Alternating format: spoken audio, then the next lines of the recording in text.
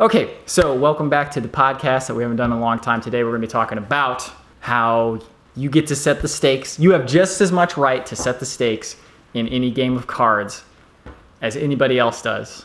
And that's... including the game of life. In the game of life. And that's from what show? It was in Poldark. That basically just means that you can set your own rules, okay? And then the other thing that we were going to talk about is how you have a problem and you know how to fix it, and yet you don't fix it, or you see a potential problem and then you just keep going forward without even addressing the potential problem and what's like the psychology behind that. Yeah. That one's, I think, a much harder. So why did I bring that up in the first place? What was the event? The first one, I think, was when we went to get the furniture and I saw that it was sending me to a different thing, but I didn't bother to go back and check again. The most recent, I think you've done a couple recently, but the most recent I did was when I went to Walgreens to get my passport picture. Right. And it didn't occur to me to go, why are you charging me that way? Okay, so we'll elaborate on that. So the passport thing, you went to go get I helped you take a passport picture. So all you had to do was go to Walgreens, get a 30-cent print, and they would print it out on a 4x6. Yeah. You just print it as a photo. But you went there and said, I wanted a passport photo. And they were like, okay. But we usually, and he said, but we usually take it. I said, well, I've already taken it. And he goes, well, okay. And then he charged me $15. And I got home and you were like, I was $15. Yeah. So, but like, in my defense, I didn't know that I was I thought I was getting a passport photo. You didn't say, I've templated it for you for a 4x6, but I could have at any point. Yeah. I could have asked the question instead of letting them charge me $15. Well, that's my question is, did you think at the time, something's not right about this? What I thought was, how can you charge me the $15 if you're not taking the picture? That it seems like you're just printing off a picture. But he did like center it and, make sure it was within the, they had that template there to make sure it was the right size. I was like, God, I'm paying him $15 to do that. But it didn't occur to me at all to say, you know what, let me call my son and see how he has this set up. Maybe we don't have to go to this much trouble. Yeah. That didn't enter my mind. Okay, so the other one, when the GPS. Yes. I'll tell what mine was in a second. Okay. Because but the GPS, we were supposed to be going to the furniture store. You put in an address, and then it took you to some weird place, or maybe we were returning a truck. We were getting a truck, and I thought I'd rented it from the Castleton place, but the GPS, when I finally made the reservation, it took me to Noblesville, which was one of the places I'd already looked at, and I thought maybe it just didn't have my size truck or whatever. Instead of going, maybe I'm not really on my reservation. Maybe something's wrong here. Maybe the GPS is wrong. I didn't even think even a little bit about checking that out until we got up there. Well, it wasn't even the right company. Well, so that's different then, because that just means that you're not even aware of a problem existing. No, I said, in fact, I said it to you because that's why you brought it back up. As I went, I wonder why it's sending us there. It was like blindly going along, Okay, well, technology knows better than I do, Yeah. Which turned out to not be true at all. And so it took us like an extra hour to do what we were doing. So, well, I don't know what the solution is, but mine was, I have this gimbal, and it never gave me the exact results I wanted, but I knew there was this very important step of balancing the gimbal that I'd never done. I'd never taken the time to actually figure out how to do it. And then finally I was just like, okay, why don't I just look online at the user manual? Just not even having to search too far into Google, just literally looking at the user manual on how to balance it. Balanced it, works like a charm. I've had that thing for 8 months, almost a year. And I just now did it. And I've known... How many episodes is that? Well, it's not that many episodes. Maybe 1, 2... I suppose it's 5 episodes with the road trip. That's pretty big. Yeah. It's a lot of episodes. But it's just one of those things where, for some reason, you're just letting a problem go on and go on and go on. It's like a thorn. One time, my brother and his son, us three went camping. And his son got a splinter in his hand. It hurt. And he would not let us take it out because he was afraid of the pain, even though it already hurt. And he was just like, if we put a Band-Aid on it, it'll be fine. That's so much like him. He's It's like, okay. Just it'll put be a bit. fine. It'll be fine. It'll be fine. And I was like, it was sticking out. Like, it wasn't even one where you had to dig for it. It's like, we could have just went boop and it would have been done. And some problems like in your life are like that. And you got this splinter just sticking out and you're just like, I'll take care of it later. I'll just put a maybe that phrase, putting a Band-Aid on it, is very apt for what we're talking about. Oh yeah. It's either just completely ignoring it, or it's putting some temporary, not quite right solution. Yeah. The thing I'm thinking of is it better to kind of let things wait and see how they play out a little bit first? Because I also think that just trying to solve it right away will sometimes lead you into just Not really knowing what the whole problem is, or like coming up with a solution that's not ideal just because you want to get rid of the problem. Or sometimes like you wait and then a better solution shows up. Yeah, I have, unfortunately and fortunately, that has been my experience in life. Sometimes, especially like being a lawyer, where I've got a possible solution, it doesn't seem quite right, and I just keep procrastinating taking the step that I need to take. And then at the very last minute, some idea will come to me and I'm like, that's perfect. That's how we resolve this. This is how I get the best result for my client without, killing everybody else. One specific instance that comes to mind is that I was doing some tax work. And I'm not a tax lawyer, but I can do some small tax things. And it seemed like they had a huge problem because of some new rule that came out. They hadn't done something, and I worried about it. And they kept saying, what are we going to do? What are we going to do? And I just kept looking up stuff and thinking about it.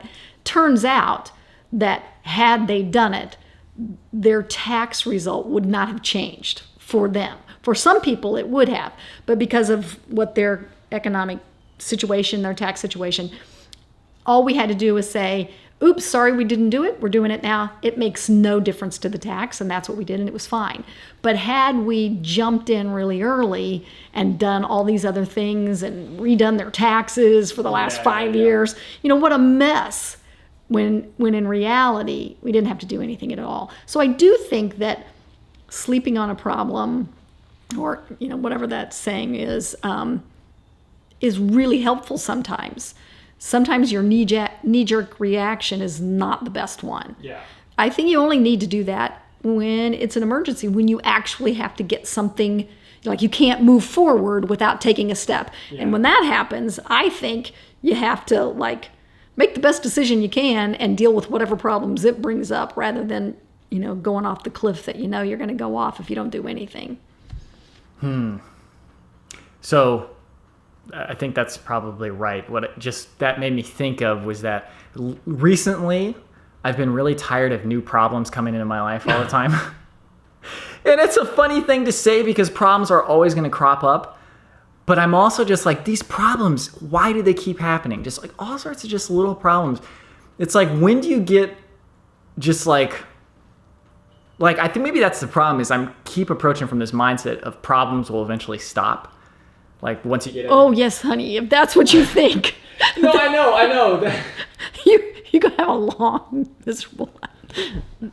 I know you don't think of it exactly like I don't think of it exactly like that, but just sometimes I'm like, how about I just don't do anything so that new problems don't crop up? But they will. I know. And it's just really annoying. I don't have anything really more profound than that. Do you get any satisfaction? And maybe this is, I'm a proclaimed proud of it, never going to stop being a Pollyanna. But don't you get some satisfaction out of solving the problems? Yes. Yes. But I have so much anxiety about the problems that the satisfaction is more just like relief than it is satisfaction. It's just like, God, thank God. Now, I think I like it when problems are over, but I usually feel more like, I solved that really well. What a great solution that was. Of course, some of the problems I deal with are not, just whether my Sony camera has a flip phone. Yeah. Well, those problems don't bother me. It's problems like the external problems, like when somebody comes to me and says, "Oh, you got to do this," and I'm like, the eye roll. Yeah. And actually, that you were just telling me recently that the World Health Organization's definition of health is being able to respond or adequately defend yourself against stresses or something like that. Yeah, that's part of it. I wish I'd written it down because I don't remember all of it, but health is being such that you can, health is what allows you to robustly, God, I wish I remembered you. The point is there that it's not. It's so you can meet your goals. Yeah. Yeah. But it's not being already like being perfect and nothing is going to phase you. It's that when something does come at you, you're able to deal with it. Yeah. And my problem health is not good. Like just whenever a new problem comes up, I'm just like, it's the end of the world every time. And I'm trying to figure out how to like readjust to just when a problem comes along, it's Vanilla Ice. Yo, I'll solve it. Check out the hook while my DJ revolves it. Maybe that's what I got to do because I've found that a lot of my problems, and by what I have to do is sing that song in my head because a lot of the things like, well, just, man, I'm just like, sometimes I cannot complete a thought. I know. Adventure Archives, we got these shout outs at the end. And it was always just like at the end of a project, like, oh, we got to do the shout outs. Why do we always forget the shout outs? And like, okay, we got to make sure that our like hair is not terrible and at least we got semi-correct lighting. And it's always at the end of a project late at night when it's like, we're like, oh, we're done. We're not done. But finally we solved that problem by just being creative about it and being like, oh, let's just do a creative shout out rather than looking at the camera like we're Like being shout out to getting deposed or something. So that made it fun for us. Now it's something I actually look forward to doing. Well, that's cool. And like I'll watch the shout outs multiple times. That's the sign of like that's like maybe priority number one when making a video is that you have to want to watch it yourself. If you don't want to watch it, why on earth would anybody else want to watch it? So anyway, but long story short, maybe just every time a problem comes along, I must whip it. Yeah.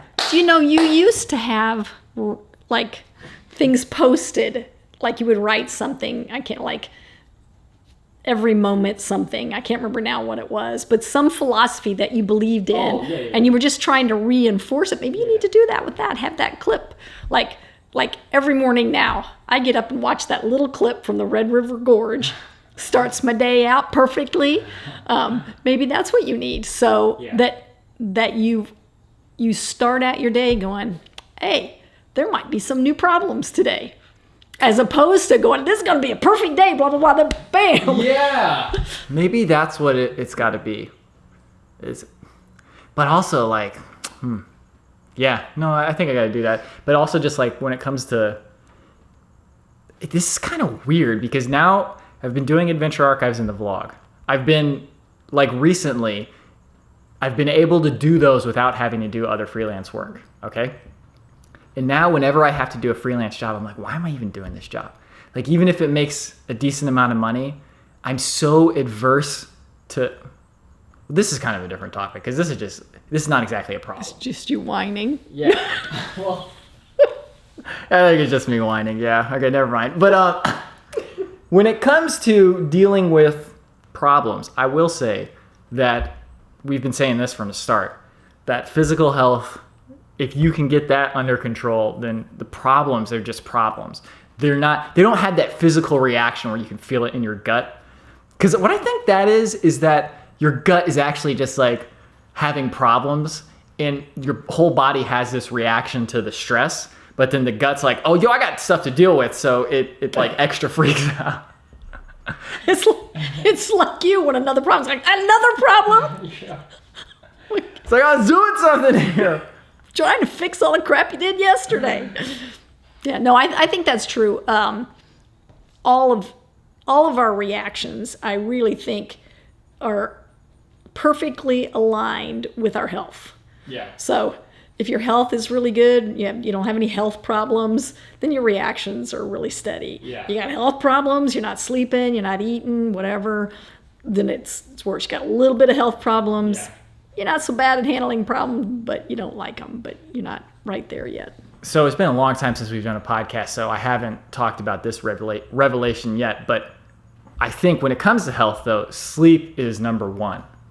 Sleep, like, is the baseline for everything. But the problem is that getting good sleep is dependent on other factors like eating right, not eating too late, not eating too early, not eating too much, not eating junk food, all those things, just so you can actually fall asleep at the right time. But why don't you give your, because I think it's pretty helpful to think about it, but why of the three, food, movement, and sleep, you think that early man, that sleep was the one? Oh, right. That's because I forgot that I said that, but maybe it's not my original thought. But the sleep is the one that, no, what's definitely not my original thought. It was okay. Matthew Walker, this sleep guy, sleep researcher. You were the one who told me. Yeah. I wanted to listen to him. He was like, sleep was never something that was optional. Back in the day, you didn't have artificial light. So at night, you just got sleep unless you were interrupted by a predator or something. But food and exercise, those are going to vary wildly from day to day. So like the amount of food that you're going to have and the amount of exercise that you're going to do from any day to day, it's going to be all over the place. But sleep is a constant for every human being until now that we have artificial light. Yeah. And all of these modern diseases, I mean, they have to be like a modern lifestyle issue. Like, I don't think it's so much. I really don't think, like, just from my personal experience, I don't think the specifics of what you eat matter nearly as much as sleep. If you get sleep under control, the specifics of what you eat matters a lot less. It's still important. Like, you can't just eat garbage. If you eat garbage, you're going to feel like garbage. But I feel like I can't remember where I read it, but it was like, I've heard this before, that any traditional diet will work. And not diet as in like to lose weight diet, but any traditional diet that humans have used will work. But the missing key, for me at least, has always been proper sleep. Yeah. Yeah, I do think sleep is the hardest one to get under control. Because for me, I do have my food pretty much under control. Occasionally I will eat stuff that I know is going to affect me. But it's so seldom now that I may suffer for a day or two, but I'm fine. My movement, I've got under control. I exercise really regularly. I've added weights to my thing. I get my rest periods. I don't overdo it. But sleep is the thing that I'm having a harder time getting under control. But when I get more sleep, I feel better. Just can't quite get my body to go, it's dark, I'm going to sleep. I'll be sitting on the couch, dozing off. I go, okay, good time to go to bed because I'm in my sleep window. Go in, lay down, and ding! Yeah. So I don't know what all that is, but I believe that it is true, that if I got that under control, and not under control, but I got into some sleep rhythm, I think I will be a lot better off. Do I sleep better now than I did a year ago? Way better. Way better. So I feel like I'm going in the right, I'm trending in the right direction. But until I get that, I don't think that I will feel really good all the time. Because right now, most days, if I get a decent amount of sleep, I wake up, I'm happy, problems happen, I don't care, I deal with them. They're just facts of life, just like it rained a while ago. There's nothing for me to do about that. Yeah. But if my car's almost out of gas, oh dang, my car's almost out of gas, I'll just get some gas. Yeah. The road's closed, I'm just gonna go around. Problem, yo, I'll solve it. Or yo, if there's a problem, I'll solve it. I gotta get a poster of Vanilla Ice, put that up in my room. Because the sleep is the one thing where all you can do is just give it the right conditions. Yeah. You are not in charge of like saying to your brain, go to sleep. And they're like, okay. It's the other way. The brain says, I will tell you when you will sleep. Yeah. You can go to bed. You can't make yourself sleep. Yeah. Yeah. You can eat, but you can't make yourself hungry. Just for people watching, if they want to know what has made the difference for me, is dark room, get that router off, get the internet off, get as minimal noise as possible. No bright screens before bed, especially like I've been watching my CRT TV before bed, that's a terrible idea. That's literally a ray burning onto a screen and just like brightening your face.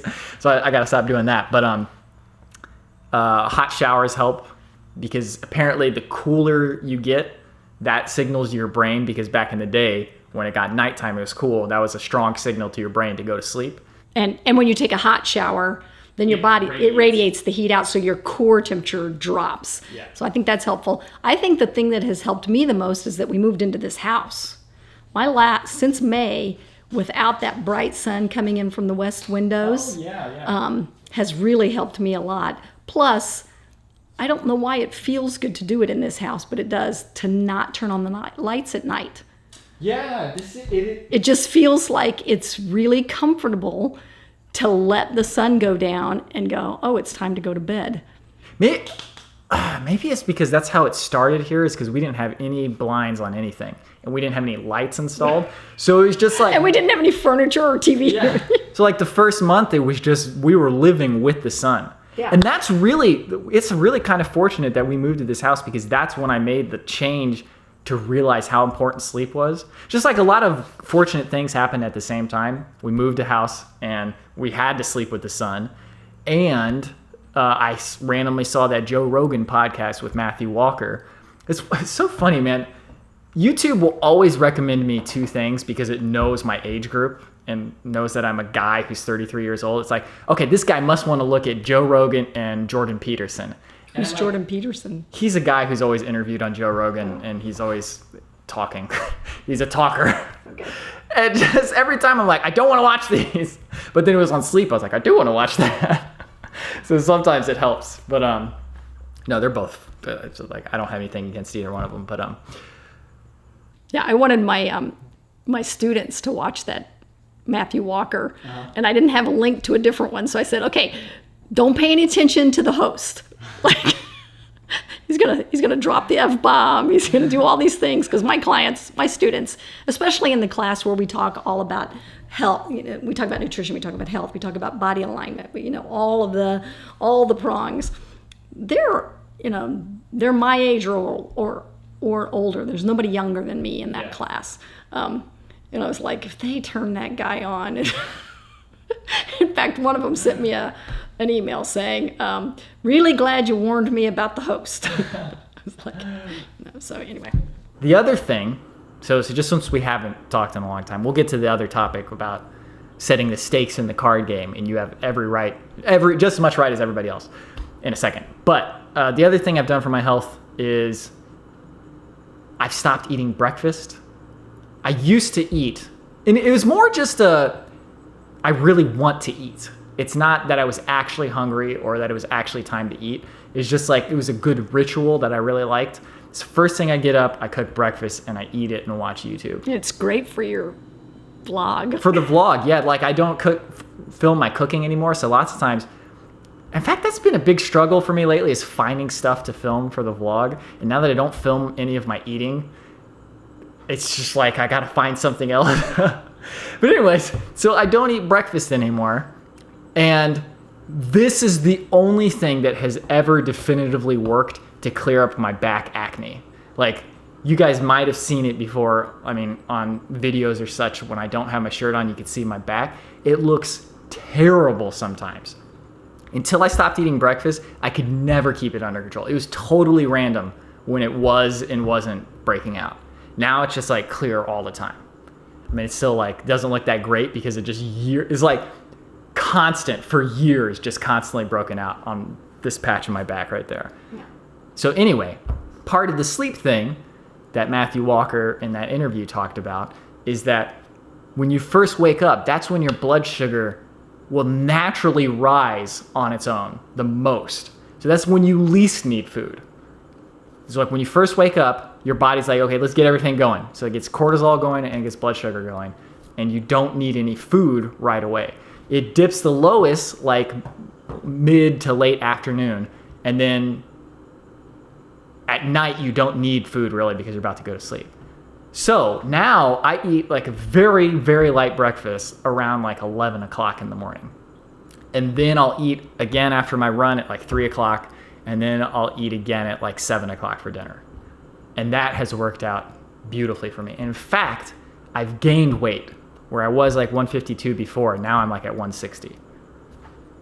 So that's just random, but Yeah, and I think that makes sense because we have hunger signals for a reason. So if you're eating when you're not hungry just because it's morning, then that doesn't make sense. But I never really paid that much attention to it. I eat after my first class. Well, my first class on Monday, Wednesday, and Friday is at 10:15. I'm finished at noon, so I wasn't eating until 1 o'clock, but I was perfectly comfortable doing my classes, no problem. But on Tuesday and Thursday, I have an 8:45 class, so then I ate when I got home at 9:45. On the days that I don't do that, I don't feel like I've crashed in the afternoon. yeah. I feel like I'm okay if I just wait and eat around noon or 1 o'clock that time, because that's when I start feeling hungry. That has helped me a lot in my, well, I don't know if it's helped or not. It's coinciding with my better sleep. Yeah. It's to only eat when I'm actually hungry. And then if I don't eat by 7 o'clock at night, then I just try not to eat. On the days that I do, I could just chalk my sleep up as gone for that day. Well, the thing is that when you're going to sleep and you're slightly hungry, it always feels like a worse thing than it actually is. Because when you wake up in the morning, that hunger that you felt is gone. Like the thought of eating food when you first get up after that, it's just like, oh, what was I thinking? I don't need food. And I don't have a conclusion to that, but it's just No, I just think that it's very important that in all aspects of your life that you really start letting your body give you some signals and then following them. Actually, I was just watching those weird videos before you came in. They're called movement vitamins, and they're just short little videos of different things of how your body can move. And the first two, one of them's hanging and how that helps your body decompress. The other one is deep squatting, and then rocking from side to side so your joints, get where they're supposed to be and open up. And all they talked about, which is why I got so enthralled with them, that the whole time they're just saying, and be aware of this. Maybe you feel this here or you feel that there, which is how I run my class. I'm always talking about where you might be feeling it and that body awareness. But the same is true for hunger. The same is true for sleep. I can't remember if it was Matthew Walker or someone else that talked about the sleep window, that like you have this period of time where your body says, I'm really sleepy, but if you don't go to bed, it's a while before you get another one. You get that, quote, second wind. And sometimes that happens to me where everything's going along, I'm supposed to go to bed, and then I get a phone call or a text, somebody needs something right then. I'm like, okay, well, I can't, I was getting ready to go to bed, but okay, I can do this for you. Then I get screen time, and then it's hours before I can fall asleep. Same thing happens with me when I teach an evening class, which I do twice a week. It's very difficult for me to go to sleep that night. Exercising at night is just like a recipe for sleeping badly. Yeah. Or not sleeping until like 1 a.m. Yeah, which is way too late for me. Which, I thought it was funny that Matthew Walker pointed out that midnight means the middle of the night. It's not the beginning of the night. I suppose that's true, but that's... Well, when you were going by the sun, and if you lived in like a temperate climate like ours or that's whatever. True. That's true. Especially in the wintertime when the sun goes down at 4:30 or 5:30, depending on whether you're on daylight savings time or not. Yeah, I guess it's still pretty close because it's sunset here is 8:30 and sunrise is like 6:30. So that's not too far off from the middle of the night. Yeah, anyway, okay. So the important thing is sleep is really good. Important. So the other thing was you were watching Poldark and they were having a gambling game and somebody said, he said, what are the stakes? And he said, a guinea a hand. And he said, oh, that's too expensive. And he said, maybe you should find another table. And the guy's response was, I have as much right to set the stakes as anyone here. So half a guinea. Right. Let it be. So the corollary is just in real life. There's this strange sense, and maybe not everybody has this, maybe more successful people, quote unquote, who just make their own rules, don't have this sense. But there's this strange sense, and you're taught it from a kid. That's not how things are done. This is the way things are, and you follow that. But we're never passed on the reins once we reach adulthood that says, okay, now you get to make your own rules. You get to decide, are society's rules actually correct? And you can change them.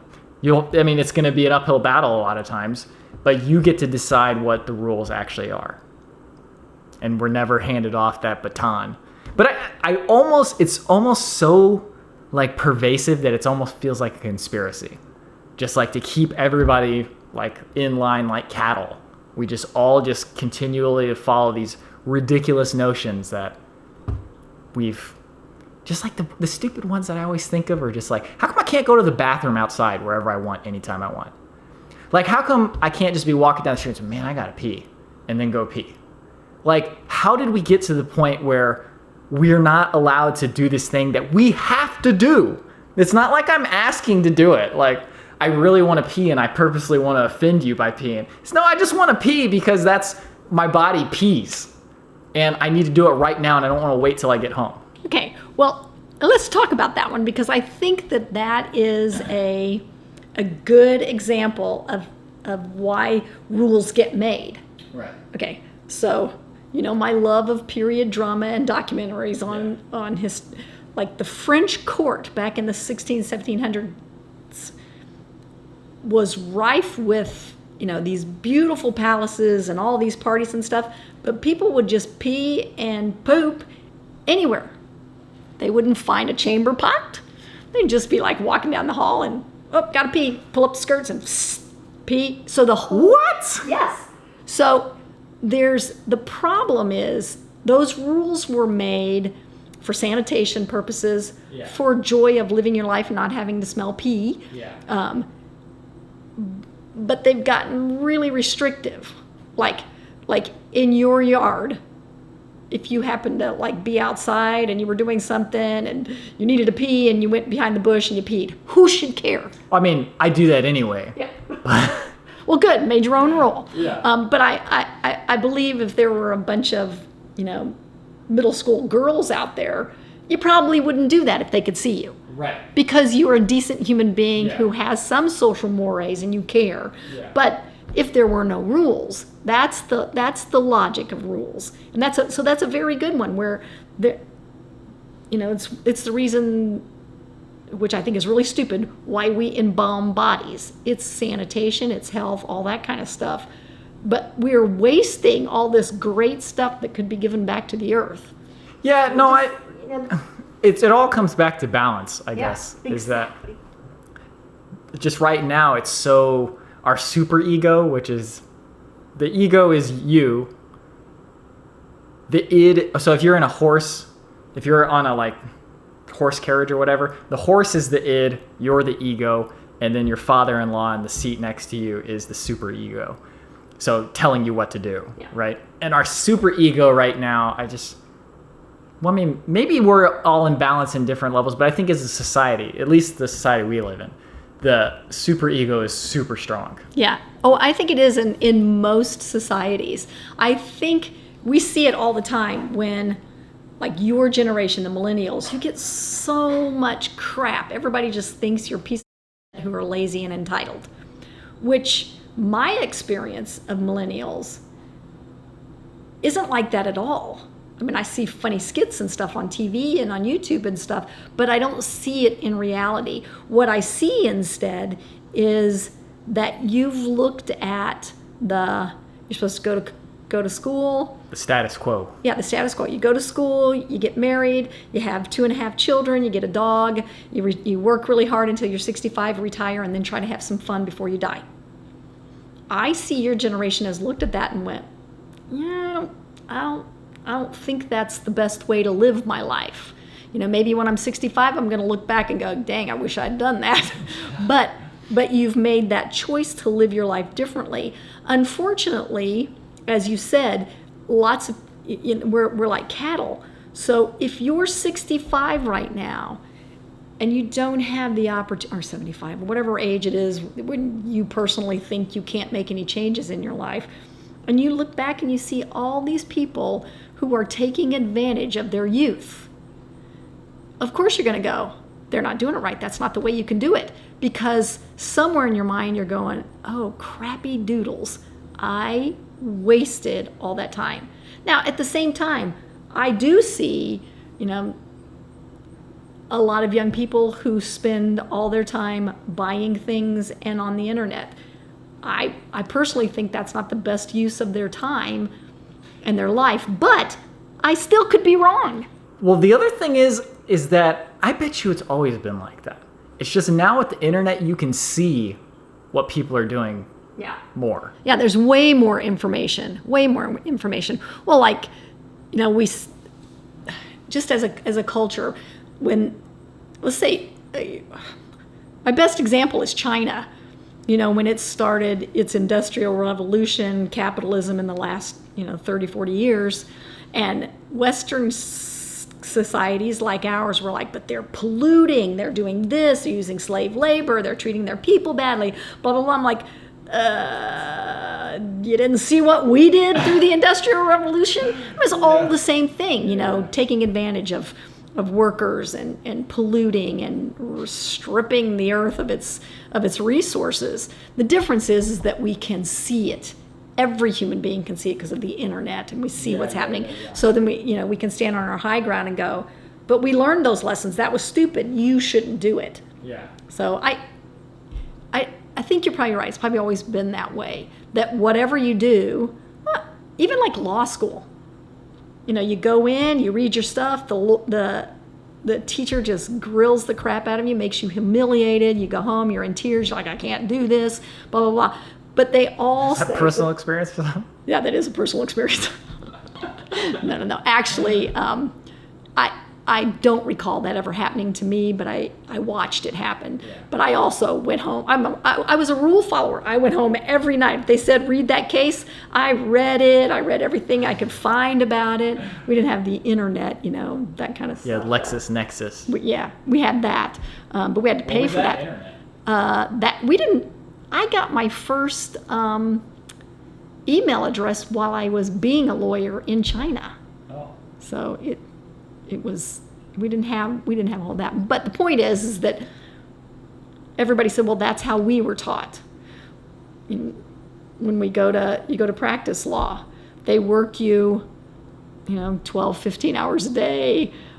They tell you get 5 or 6 weeks of vacation, but then you can never take it. So my point is that if you say, this is not a good system, I am not at my best after 18 hours of looking at a book. Yeah. I could be much more productive if you just let me go home at 5 o'clock and see my family. But every generation says, but I had to do it, so you have to do it. And I think we can set our own stakes. I think we can say, I don't have to do it.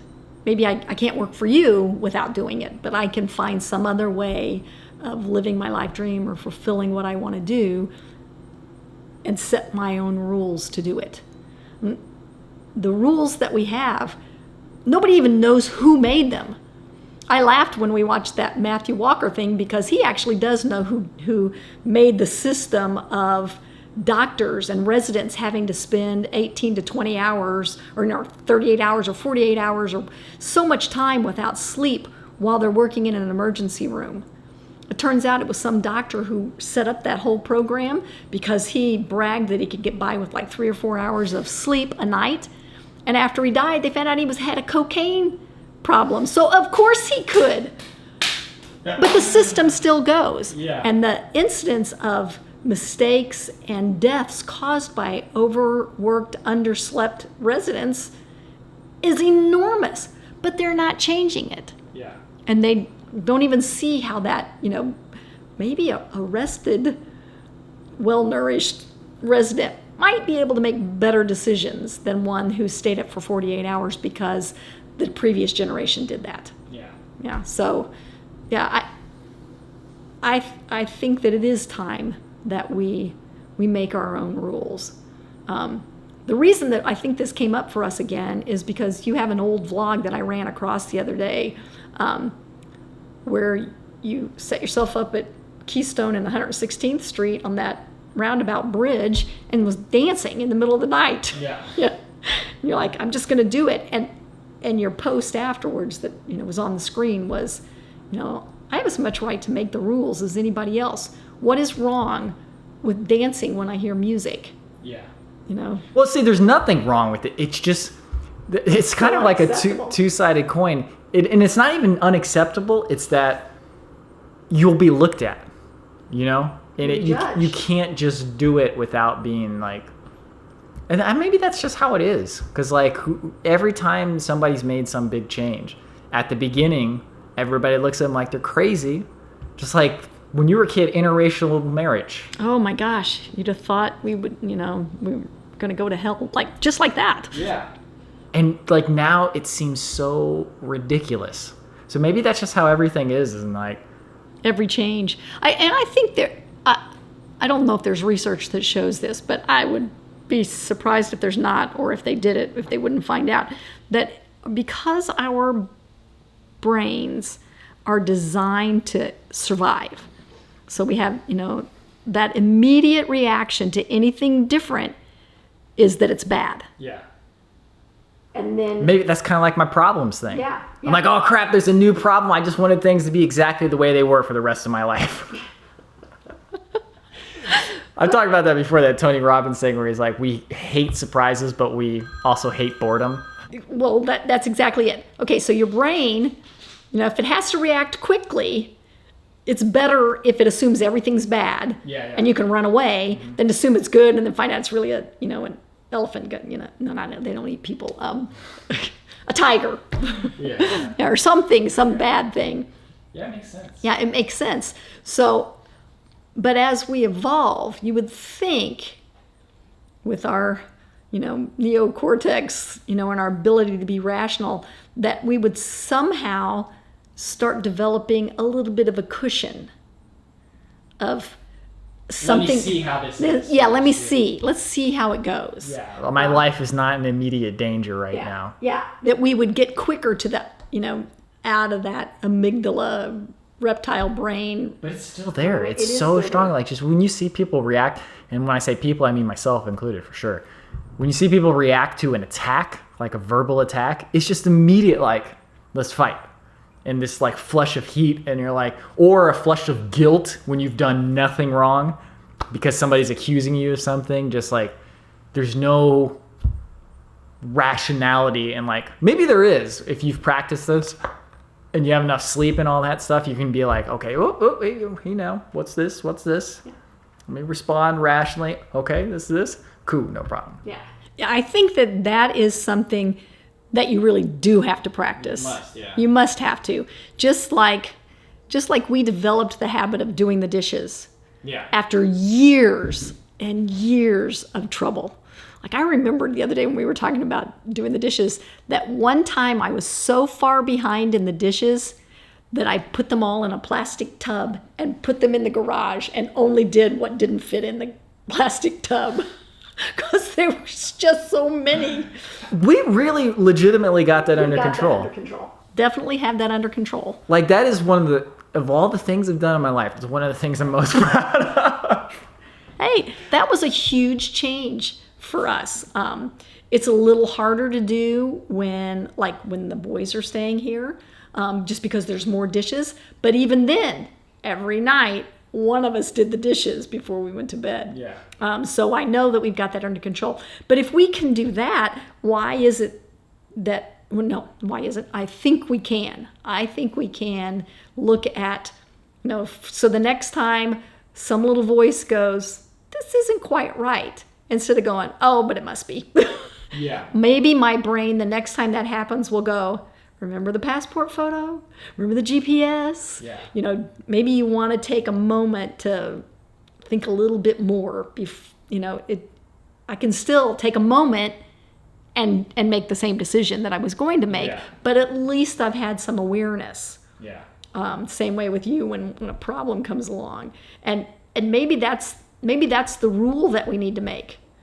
That we're saying, we're just, maybe they tie together. We say, we can make the rules. Okay, the rule is, I'm going to take a deep breath and have a rational thought before I let my amygdala go. Yeah. It's still going to work when someone jumps out and scares you, or someone pulls a gun on you, or whatever. But maybe on those less life-threatening kinds of things, like someone accuses you of doing something you didn't do, you can go, I wonder why you would think that. Oh, I was going to say this earlier. Part of one of the Matthew Walker talks I saw, he did a study, and they recorded this guy who stayed up all night, and how quickly the guy jumped from like an emotion to an emotion is like super quick. He was at first like super sad, and then he was like almost delirious, and then he was like back like this. Those type of reactions, those strong reactions, I bet they're a lot more blunted when you have proper sleep and nutrition and health and everything. Yeah, probably. So like somebody, because I know for me, like me and Andrew have talked about this before. He said this the other day. It's like, yo, if you want me to be able to kill somebody, just deprive me of sleep. Because there was some day he stayed up all night, like writing narration. That's usually how he writes it. He stays up all night writing it. But he was like, the next day, just like everything, I know the feeling is just where everything anything will just make you want to kill somebody. Like, oh, this file, you tried to click and drag it over there and it didn't work the first time, then you just want to murder everybody. It's like, instead of just being like, and I think maybe that's the key. It's like the problems coming in and just being like, yo, I'm going to solve these. It's not a mental problem, it's a physical problem. Yeah.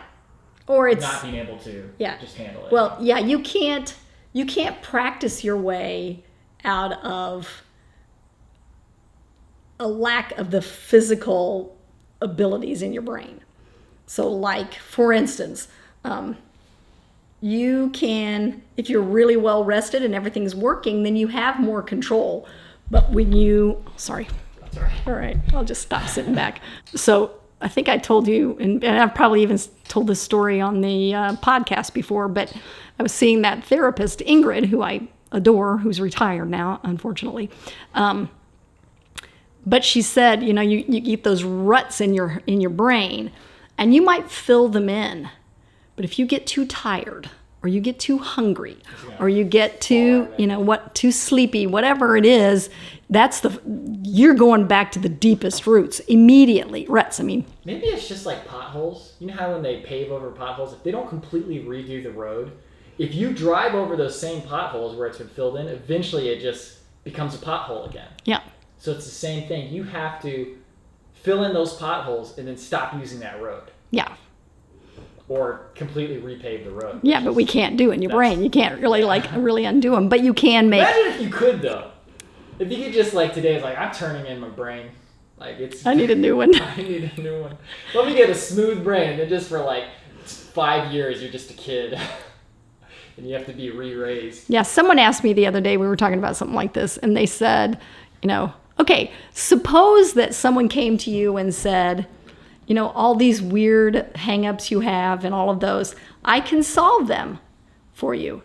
But you have to let me take control of your brain for a little while. Yeah. I think we were talking about hypnosis or something. And I promise you that you won't have those problems anymore. But I won't promise you that I won't do other stuff while I'm in there. Would you do it? And I was like, no. No, yeah. No. I would definitely do it, though, if they promised not to do other stuff. Yeah. If they're just going to go in and fix my hang-ups, do that in 2 seconds, I'm like, yeah.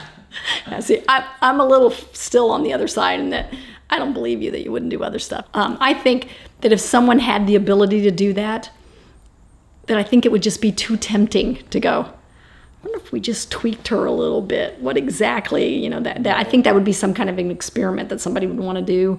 And that's just too much power to have to be able to do it. Which is why I've never been tempted to do hypnosis, because I believe it could be done.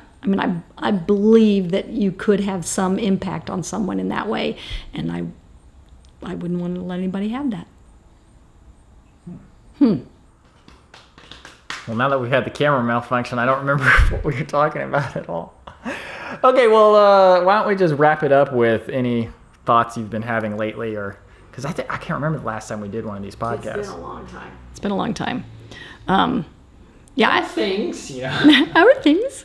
I don't know, but I do believe that that a lot of things have changed for us in the last 6 or 8 months. Even before we moved here, like with our health stuff that we're realizing about health. So I'm not surprised that we got onto that again today. Yeah, I just wish we could. Let me rephrase that. I wish I could keep a constant awareness of stuff. I was saying this the other day that I learn some stuff, and then I forget about it because I'm learning other new stuff, because I really do. So now I'm trying to, like, every day have some memory of what I was learning, in the last few weeks, and try to integrate them. Well, maybe that's asking too much. No, I've found that to be difficult too, but I think I definitely do a better job of that than you do. It's where you got to add things, not just pick the new flavor of the week. Yeah. Like, sleep is just another piece of the puzzle. It's a very important one I've been missing for a long time. I've been trying to get it right forever. Yeah. Like, I mean, since the start of this vlog, I've been talking about trying to go to bed at 11 o'clock every night. It was only in the last 3 months that I've been able to do it. But there was other pieces of the puzzle that made it finally possible. But I think the key is to just not keep picking a new flavor of the week, so to speak, and just being like, okay, now I've got this one under control. I can't forget this one. That's the problem. It's not that I'm just picking something new. It's that I am trying to add something on, but I have a lack of awareness of the other stuff. And I know it can fix because I can look at the dishes. Like, I got that pattern. You gotta make it a subroutine. It's gotta be part of what I'm already doing, as opposed to something new. Yeah. And I haven't worked that out.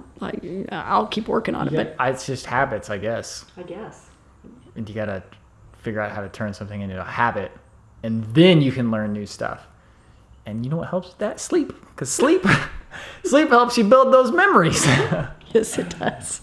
So. That's true. All right. Well, I don't have anything else besides that. I don't think I have anything else either. Well, I think we should do our next one, though, after we get back from Cabo San Lucas. Well, I mean, that's a long time. We could do one before then, too. Oh, that is a long time. But yeah, we're going to go to Cabo San Lucas because you won a trip to Mexico.